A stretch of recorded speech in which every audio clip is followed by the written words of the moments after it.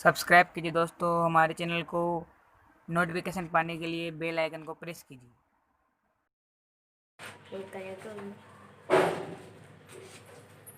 नमस्ते बच्चों, online class में आपका स्वागत है। देखो, पहले तो हम लोगों ने ग्रामर पढ़ी थी, व्याकरण हिंदी में। आज हम लोग आपको 8th क्लास की हिंदी बसंत भाग 3 उसका पहला पार्ट है आपका ध्वनि, जो कविता है, उसको पढ़ाएंगे। यानी आज हम इस किताब को पढ़ाएंगे।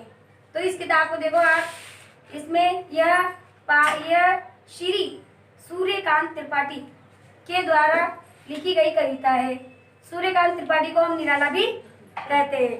आप देखिए, इसमें कवि ने पेड़ पौधे, हरियाली और कलियों के खिलाने के माध्यम से अपने जीवन के प्रति आस्था और दृढ़ विश्वास को व्यक्त किया है।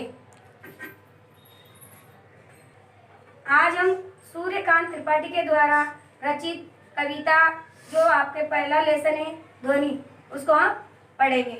अब देखो, आप सबसे पहले तो हमें लेसन पढ़ने के लिए, उसको जानने के लिए शब्दों की आवश्यकता। शब्दों का अर्थ आएगा तभी आप लोग पढ़ पाओगे। तो सबसे पहले हम कठिन शब्दार्थ लिखते हैं। देखो,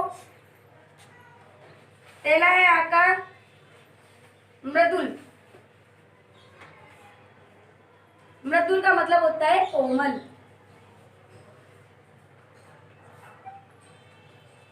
फिर उसके बाद देखिए पात।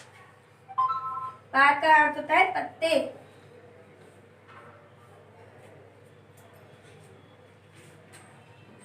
गात, शरीर।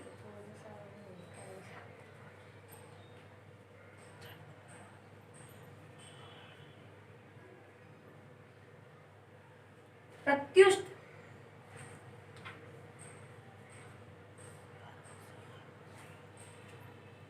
प्रातःकाल।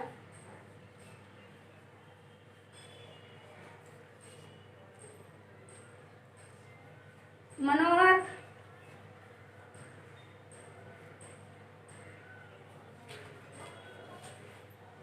प्रसन्न,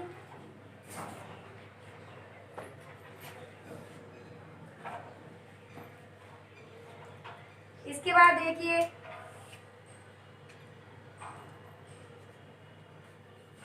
तंद्रालस। अब आप पूछते मैं लेसन पढ़ाती तंद्रालस क्या है, तो इसका मतलब होता है कि नींद से बोझिल होना, है ना, नींद से जगाना।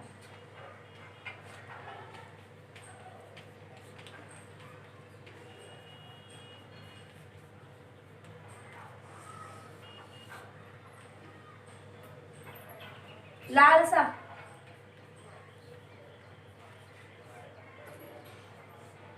लालसा मीन्स होता है इच्छा। सहर्ष,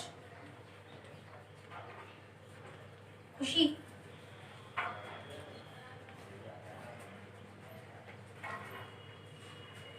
अनंत, सील।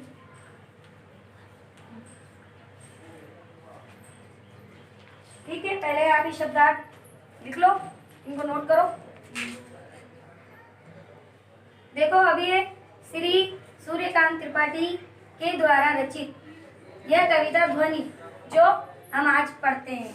अब इसको आप देखो, अभी न होगा मेरा अंत, अभी अभी ही तो आया है मेरे वन में मृदुल बसंत, अभी न होगा मेरा अंत। इसमें कवि का कहना है कि मेरा अंत कभी नहीं आया है, मतलब मेरा अंत अभी नहीं आया है, क्योंकि अभी अभी तो जीवन में सुकुमार शिशु के समान बसंत का आगमन हुआ है। क्योंकि अभी अभी तो बसंत ऋतु आई है। बसंत ऋतु है ना, सुकुमार शिशु के समान बसंत ऋतु आई है। जिस प्रकार प्रकृति में या बसंत ऋतु में चारों ओर बसंत ऋतु आने पर चारों ओर हरियाली छा जाती है ना, तो उसी प्रकार चारों ओर हरियाली छा जाती है, उसी प्रकार डालियों पर हरे हरे पत्ते नए धारण करते हैं, कलियां खिलने लगती है, उसी प्रकार, है ना, उसी प्रकार कवि भी अपने जीवन में अनेक कार्यों के द्वारा, अनेक कार्य करके चारों ओर अपने यश और कीर्ति को फैलाना चाहता है। देखो हमने जो पहला पैराग्राफ पढ़ा, उसके बाद देखिए, हरे हरे ये पात, डालियां कलियां कोमल रात, मैं ही अपना स्वप्न मधुर कर फेराऊंगा निंद्रित कलियों पर, जगह एक प्रत्युष्ट मनोहर मनोहर। प्रत्युष्ट का मतलब मैंने बताया आपको, प्रातः काल। अब देखिए, इसमें कवि कहता है कि जैसे डालियां पर हरे हरे पत्ते नए धारण करते हैं और कलियां भी खिलती है, कब खिलती है? बसंत ऋतु के आने पर, है ना, और चारों ओर अपनी कोमलता और सुंदरता को प्रकट करती है, फैलाती है ना। उसी प्रकार मैं भी अपने जीवन में अनेक प्रकार के कार्य करके, है ना, अपनी कीर्ति को और यश को फैलाना चाहता हूँ, और अपने आदर्श के अनुरूप आचरण करके, देखिए यहाँ पर, है ना, और अपने आदर्श के अनुरूप आचरण करके उनके दुखों को दूर करके सुखी का वातावरण, सुख, है ना, सुख का वातावरण फैलाना चाहता हूँ। ठीक है, नीचे दूसरा पैराग्राफ अपन पढ़ते हैं।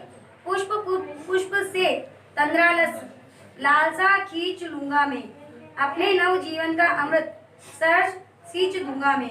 सहर्ष का मतलब मैंने बताया आपको, खुशी। ठीक है, और तंद्रालस का मतलब होता है नींद से बोझिल। खींच माने इच्छा। अब इसमें देखिए आप, इसमें कवि का कथन है कि अपने कोमल हाथों से फूलों में समाये हुए निद्रा और आलस्य को जगाकर, है ना, उसे जागरूक बनाना चाहता हूँ।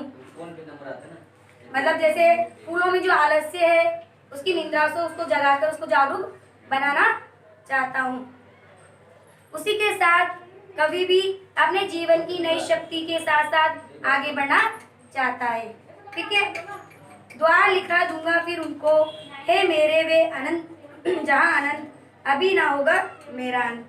यहाँ कवि किशोर रूपी फूलों की उन्नीदी आंखों से आलस्यों को हटाकर, है ना, उसे जागरूक बनाना चाहता है और अपने नव उत्साह से सींचकर उसे हरा भरा बनाना चाहता है।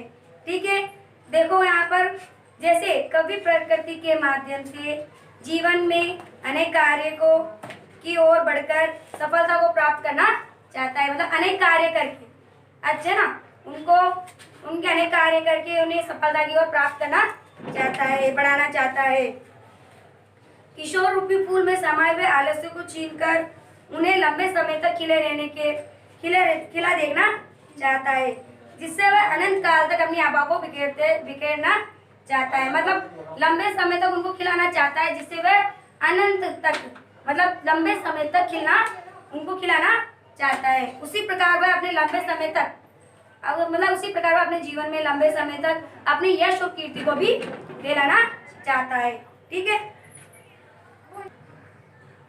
ठीक है, जैसे मैंने आपको बताया कि फिर उसमें अभी ना होगा मेरा अंत, कि उसमें कवि ने ऐसे ही कहा है कि अभी मेरा अंत नहीं होगा, क्योंकि अभी तो मेरे को चारों दिशाओं में अपनी कीर्ति और यश को फैलाना है। ठीक है, ये आपका लेसन कंप्लीट हो गया पहला। अब इसको आपके क्वेश्चन आंसर इसके आपको करने हैं, ताकि अपन उस होमवर्क को चेक कर सके, है ना। तो आप इसका होमवर्क करके लाना कल। देखिए आप पहला, दूसरा, तीसरा क्वेश्चन आपको करके लाना है, और इसमें से नीचे दूसरे नंबर में पहला वाला आपको करके लाना है। देखिए, बसंत को ऋतुराज को कहा जाता है, इसकी चर्चा आप कीजिए, इसको आप लिख के लाना है। ठीक है, ये आपका लेसन पूरा हो चुका है।